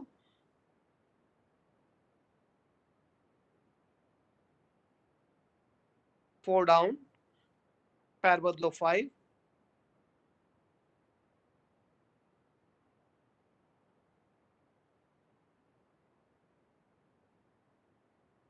6,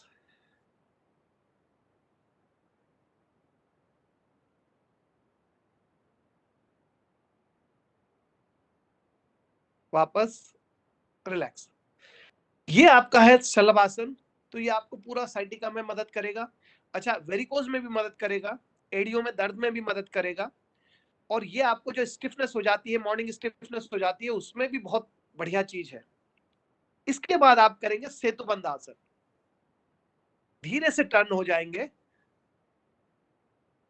दोनों हाथों को जमीन के ऊपर, पैरों को मोड़ लीजिए, और ये जो है एक बात जो महत्वपूर्ण है,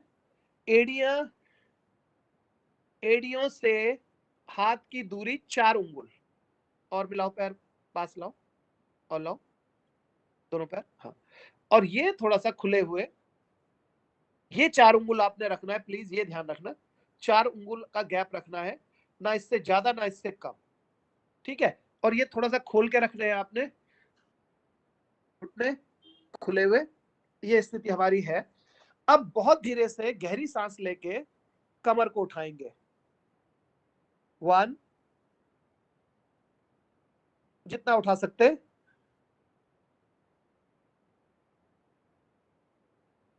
2 डाउन,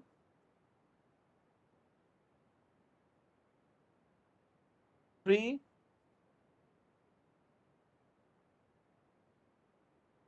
4 डाउन, 5, 6 डाउन, रिलैक्स। तो इतना करने के बाद आपका किसी भी तरीके से कोई भी दिक्कत आपको नहीं आएगी कमर संबंधी रोग में।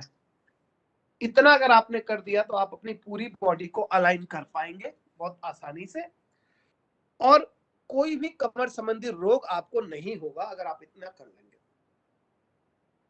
अब इसके बाद एक चीज और है कि सर अब लेटने का तो टाइम है नहीं, अभी आरसी चल रहा है, मैडम नाराज हो जाएंगी, हमें तो लगातार देखना है, हम तो स्क्रीन से हट नहीं सकते, अब क्या करें।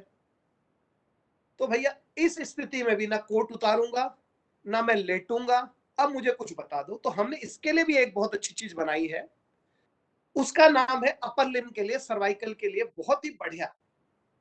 देखिए whenever you are suffering with the cervical spondylitis, the doctor is teaching to you especially the isometric training। वो आइसोमेट्रिक एक्सरसाइज सिखाता है, और आपको सिखाई भी होगी अगर कोई हमारे मित्र ऐसे होंगे कि भाई एक तरफ से धक्का दो 7 सेकंड के लिए, ऐसे वापिस आओ, फिर इस तरह से 7 सेकंड तक धक्का दो, है ना, ये आपने सीखा होगा। लेकिन whenever you are suffering with the advanced stage of cervical spondylitis, भयंकर स्वेलिंग हो गई, तो आप ये नहीं कर पाएंगे। तो हमने इसमें फिर और वेरिएशन करके बनाया है। हमारे योग में एक प्रणाम आसन होता है जो नमस्ते करते हैं, इसका वेरिएशन बना दिया। तो पहले हम नमस्ते को दबाते थे 7 सेकंड तक, तो ये हमारे स्टेनम के लिए, अपर चेस्ट के लिए बहुत अच्छा है। आप यहाँ नमस्ते लीजिए, पूरी ताकत लगाइए 7 सेकंड तक, 1 2 3 4 5 6 7, रिलैक्स। तो ये आपके स्टेनम को खोलने का काम करता है, और सर्वाइकल तक भी वाइब्रेशन जाएगी। लेकिन हम थोड़ा इसमें और एडवांस हो गए। इसमें हमने क्या काम किया, दोनों हाथों को ऐसे इंटरलॉक किया, छाती के सामने सीधे रखना बिल्कुल, और गर्दन को बिल्कुल सीधा देखिए और 7 सेकंड तक पूरी ताकत लगानी है। आप देखो गर्दन बिल्कुल फ्री हो जाएगी। Start 1 2 3 4 5 6 7, relax. एकदम आप देखिए गर्दन एकदम हल्की होगी ना। अब आपको हाथ भी बदलना है। Start 1 2 3 4 5 6 7, relax. ठीक है, तो आप देखेंगे आपकी बिल्कुल कंप्यूटर में घंटों बैठो कोई दिक्कत नहीं। लेकिन एक और चीज करनी है, ये अपर चेस्ट को भी और इसको भी फ्री करना है। तो ये सिर के ऊपर रख के हल्का सा उठा लेना है, हल्का सा 1 से 2 इंच, और अब ताकत लगानी है 1 2 3 4 5 6 7। तो आप देखेंगे बिल्कुल आपकी गर्दन फ्री, बिल्कुल ब्रीथ प्रॉपर, और कोई दिक्कत नहीं होगी। तो ये जो महत्वपूर्ण चीजें मेरे आपसे निवेदन किया कि भाई नाड़ियां दबाने के लिए मैं वहां उपलब्ध नहीं हूं, तो आप ये 4 आसन कर लीजिए। वक्रासन, सिर्फ ध्यान रखना है कि जितने आपके कंधे हैं उतना पैर को खोलना है, एड़ी अंदर कर देनी है, पंजे बाहर कर देने हैं। दूसरा भुजंगासन, दोनों हाथ अंडर द आर्मपिट रखने हैं, नाभि जमीन में लगी रहनी चाहिए, कोहनियां खोलनी नहीं, बिल्कुल जितना उठ सकते हैं। तीसरा आपको करना है शलभासन, एड़ियों को मिला के धीरे से पैर को उठाना है 6 से 8 इंच ऊपर, वहीं रोक लेना है, फिर वापस लाना है। और चौथा करना है सेतुबंधासन। उसके बाद प्रणामासन के वेरिएशन मैंने आपको निवेदन किए थे। प्रणामासन में प्रेशर करना 7 सेकंड तक, इसमें खींचना 7 सेकंड तक, सिर के ऊपर खींचना 7 सेकंड तक। अगर आप ये पूरा कर लेते हैं तो मुझे लगता है कि कोई भी दिक्कत आपको होगी ही नहीं। मुझे लगता है समय हमारे पास अब कम बचा है। मैं निवेदन करूंगा क्वेश्चन आंसर के लिए, यदि कोई आपका प्रश्न हो, ऐसी कोई चीज हो जो आप समझते हैं कि हम इससे एग्री नहीं है, मैं उसका भी स्वागत करता हूं। ऐसा नहीं होता है, मैं उसका भी स्वागत करता हूं, और मैं उसके उत्तर के लिए तैयार हूं। मैं प्रयास करूंगा अपनी सामर्थ्य के अनुसार आपको संतुष्ट करने का। कोई प्रश्न? Sir, I wanted to ask one thing. Sir, which nadi is responsible for migraine problem? And if it is the Pingala nadi, as you said, it represents the sun in our body. Because when we go out, तो it activates more, वो migraine और बढ़ते जाता है. And other things are more related to this. As you said that nadis are the arteries or veins, as we say, the pipelines carrying fluid in our body. So why is it so कि for migraine always the pain is on the right side, either this right eyebrow or the eye or backside? Is it because the fluid passing through these veins is slow? नहीं नहीं नहीं madam, एक तो मैं आपको बता रहा हूँ थोड़ा सा। Actually your body type is the pitta. जितना मैं आपको देख रहा हूँ, your body is acidic body. Okay, always careful about your sleep. Number one, headache as well as the migraine. This can be a right away. The first attack is this one. Start your thought process is over. Maybe the over thinking is there. हो सकता है कि over think भी आप करते होंगे, because looks like your eyes says and your face says this things. ये over thinking भी दिखता है मुझे। और आपको जो रिक्वेस्ट मेरी आपको है that please go through the, because this is not a specific refresher for the yogic science. This is the reason I asked, because the nadi is not, this is the super just I'm giving you the basic, very basic information, because this is not your subject. Just whatever you can apply right away. This is the reason I'm just giving you the basic examples. So the first of all, learn what is the meaning of the nadi is the carriers. They are the carriers. They are carrying a lot of things. A nadi is the two types. Number one, they are known as a sthula nadi and sukshma nadi. Sthula nadi means the visual nadis. You can just maybe you can feel them, you can see them through your eyes, as well as the specified instrument also. This is the reason they are all considered as the sthula nadi. So this is the one thing. Second thing, the second nadi, like you are speaking about the Ida and Pingla, they are known as the sukshma nadi. Not possible, they are not visible, invisible nadis, and you can't, only the deep, if you are a deep meditation, you are able to feel them. So this is the two very different the criteria of the nadis. according to your condition, I'm just suggesting you, number one, intake of the water. I am not knowing which place you are belonging. According to your place, if you are in the maybe the winter places or snow is there, so lukewarm water is good for you. But generally, intake of water is very important for you, because this is the alkaline thing is right away helping you. तो आपका जो पहला काम है वो alkaline चीजों को लेना है, एक, नींद को पूरा लेना है, दो, नींद पूरी, तीसरा हाईली इलेक्ट्रोमैग्नेटिक फील्ड को अपने से दूर रखना है, जो होता नहीं है। हम क्या करते हैं, जैसे जो हमारे मजबूरी होती है कि लैपटॉप कर रहे हैं, फोन कर रहे हैं, तो स्पीकर में ही फोन सुनिए, तो ये आपको बेनिफिट देंगे। फिर आप अपनी दोनों नाड़ियों को बैलेंस करेंगे, सूर्य और चंद्र नाड़ी को, ईढ़ा और पिंगला को, through the nadi shodhan pranayam. Inhale through the one and exhale through the another one, and then the Brahmari one.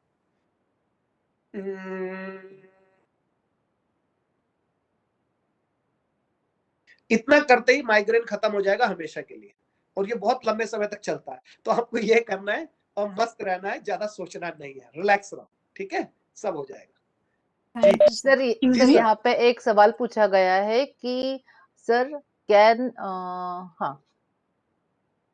you tell us how to identify the type of our body? कफ, पित्त और वात। Madam बता, हमारा experience हो गया इतने साल का, तो ऐसे देख के बता रहे, but this is through the वात एंड पित्त नाड़ी। आप अपने वैद्य के पास जाके डायग्नोस कराइए, खाली पेट जाइए उनके पास, वो आपको डायग्नोस करेंगे, वो आपको बता देंगे कि पित्त वात कौन सा प्रधान चल रहा है, फिर आप कर सकते हैं। सर ये एक्चुअली सवाल मेरा था। सर नमस्कार। नमस्कार।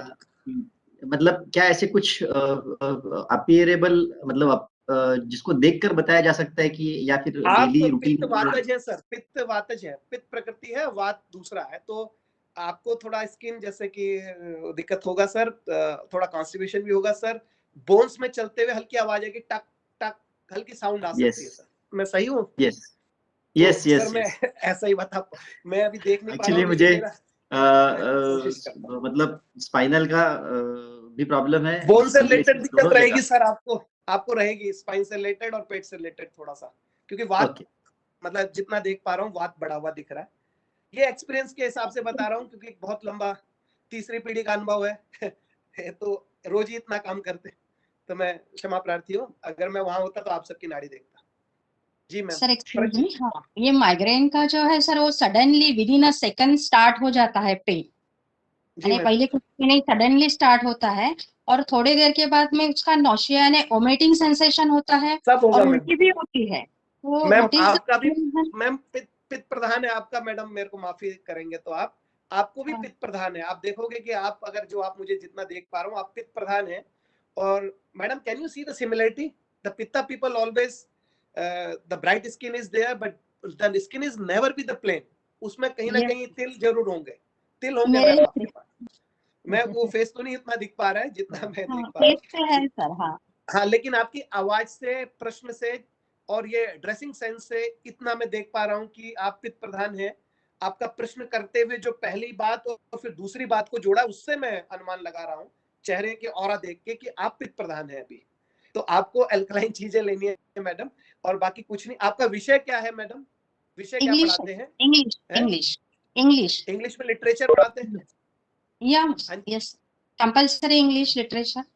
हाँ, तो उसमें जो थॉट प्रोसेस, किसी चीज को लंबा उसको ना बड़ा बड़ा बताना, तो उसमें भी आपका अच्छा है कि आप पढ़ाते हैं, लेकिन इससे अच्छा होता कि मैथमेटिक्स में होती तो और बढ़िया रहता। केमिस्ट्री साइंस का सर मेरा बीएससी था, कंप्यूटर साइंस मैथमेटिक्स, और सडनली ये due to some unavoidable circumstances ये आर्ट्स फील्ड में आ गए।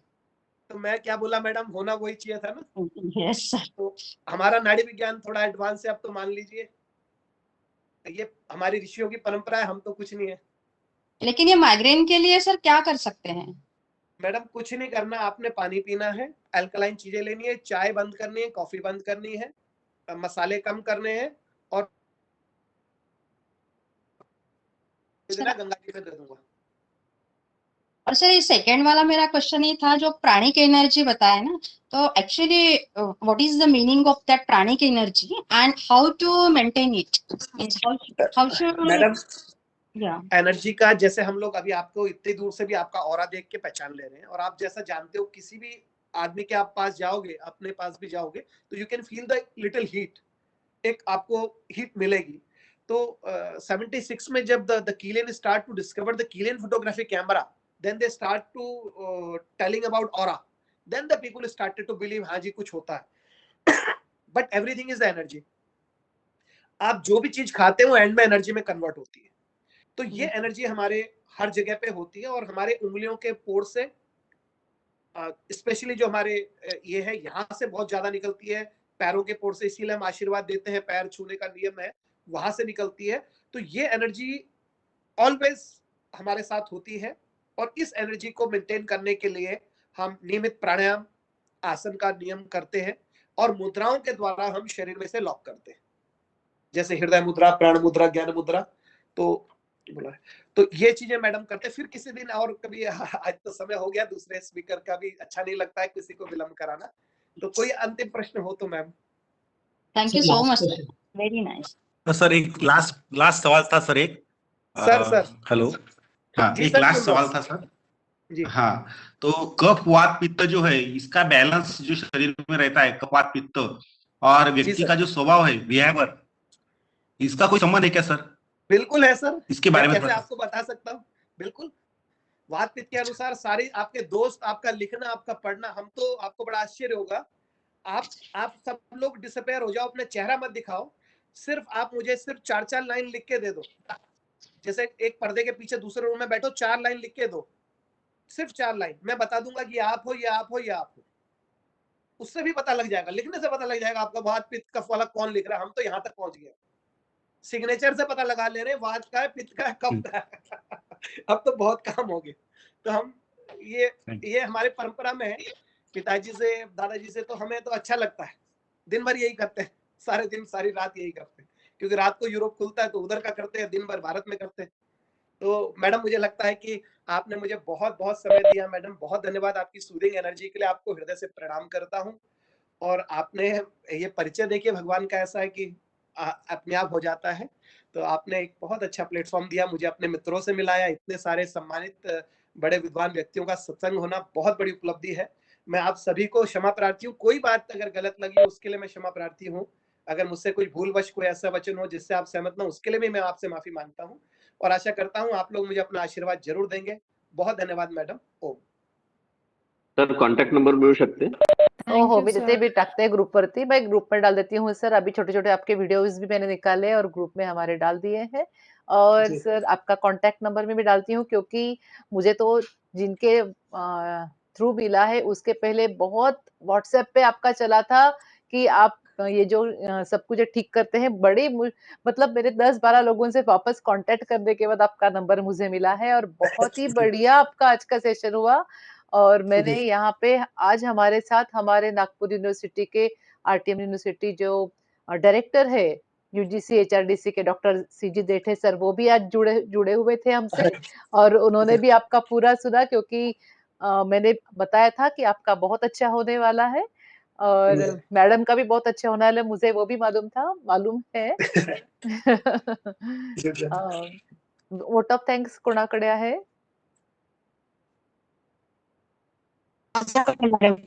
हाँ, बोला मैडम। आज doctor Lakshmi Narayan Joshi sir, dean students welfare Uttarakhand Sanskrit university Haridwar, यांना धन्यवाद देते कि उन्होंने इतना अच्छा लेक्चर डिलीवर किया। और नाड़ी परीक्षण में आयुर्वेद का कैसा ये है, पित्त और उसका भी उन्होंने ये बताया। नाड़ी परीक्षण में शुद्धिकरण, प्यूरिफिकेशन, नाड़ी प्राण ऊर्जा और नाड़ी शोधन क्रिया, वो शारीरिक, मानसिक और स्वस्थ रहने के लिए कैसा यूज में आना है, वो भी बताया। नाड़ी परीक्षण में पिघला नाड़ी, सूर्य नाड़ी, चंद्र नाड़ी, न्यूट्रल नाड़ी, सूर्य नाड़ी, सक्रिय नाड़ी, चंद्र नाड़ी, ये सब मैं आज पहली बार सुनी हूँ। और ये सुन के मेरे मन में भी योग के बारे में पढ़ाई करने का हो गई है। शरीर के शीतलता चंद्र नाड़ी देती है और चिंतन करना है, चंद्र नाड़ी का काम करना है और पित्त के जोरदार काम जो करता है और दर्द नाड़ी के लिए प्राण का ये सब सब जितना भी उन्होंने साइंटिफिक रीजन से उन्होंने बताया वो इतना नॉलेजेबल और इंफॉर्मेटिव है कि मुझे तो लगता है कि एमबीबीएस एमडी डॉक्टर के पास जाने के बगैर हम योगा टीचर है और योगा से प्रशिक्षण ले और हमारा बॉडी फिट रखे और उन्होंने वो मैनिपुलेशन और योगा और मकरासन, शलभासन, सेतुआसन, प्रणामासन इतने सारे आसन बताने से मेरे मन में और इच्छा हो गई है मैं और बार बार सर का वर्कशॉप ज्वाइन करूं और कायम जिंदगी भर उनका शिक्षक बन के रहूं और जितना ध्यान से कर सके उतना ले लूं। मालविका मैडम मैं आपका शुक्रिया अदा करती हूं। इतने अच्छे लेक्चर्स आप हम लोगों को देते हैं और ज्ञान देते हैं और उसके सब पार्टिसिपेंट्स का भी मैं शुक्रिया अदा करती हूँ कि उन्होंने भी इतना अच्छा लेक्चर आराम से सुने और आत्मसात करें और वो अपनी जिंदगी भर उसका यूज करते रहेंगे। एचआरडी नागपुर यूनिवर्सिटी और एचआरडी दिल्ली सबको शुक्रिया अदा करती हूँ वसंत रामा यूनिवर्सिटी पढ़ने से कि सर मैडम और सर आप लोगों ने हमको बहुत अच्छा इंफॉर्मेटिव लेक्चर दिया। शुक्रिया। Thank you ma'am, ma'am. Thank you sir, thank you. अगले स्पीकर धन्यवाद लक्ष्मी नारायण जी, बहुत अच्छा लगा आपका लेक्चर। सर पूरा तो नहीं सुन पाया पर जितना भी पोर्शन मैंने सुना बहुत अच्छा लगा और इम्प्रेसिव था।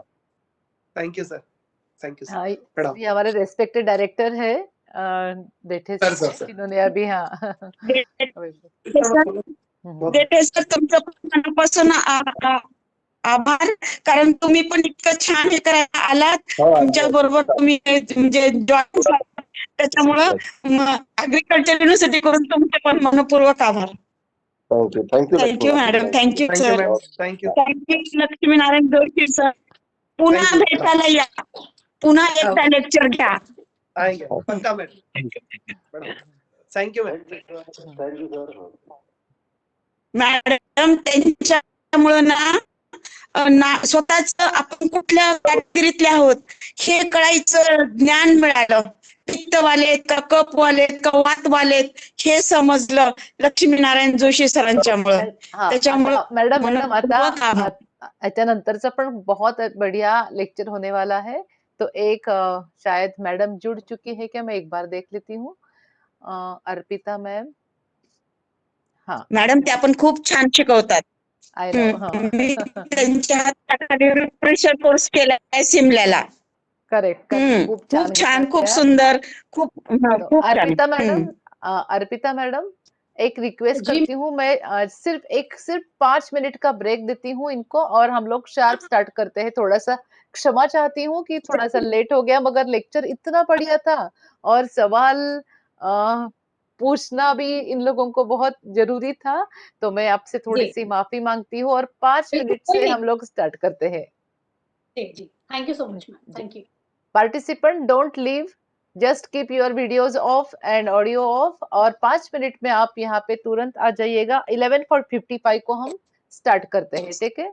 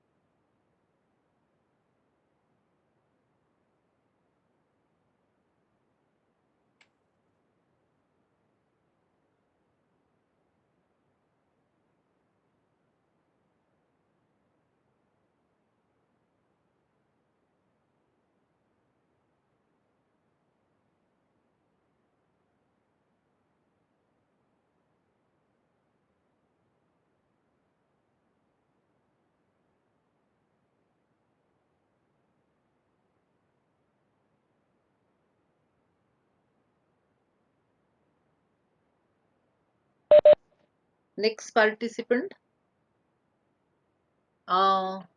इंट्रोडक्शन किन के पास है?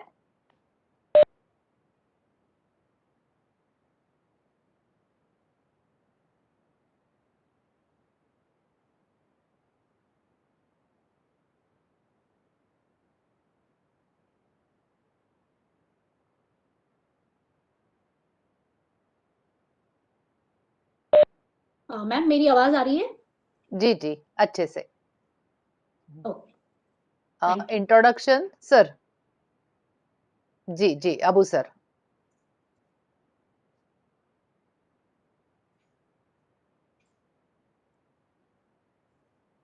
अबू सर एक मिनट, Abu sir you are not audible, आवाज नहीं आ रही है अबू सर आपकी।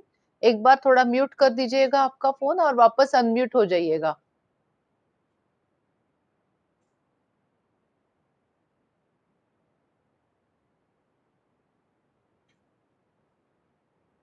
या फिर वीडियो थोड़ा ऑफ कर दीजिएगा ताकि वहां पे नेटवर्क इश्यू है तो भी वो प्रॉब्लम सॉल्व हो जाता है।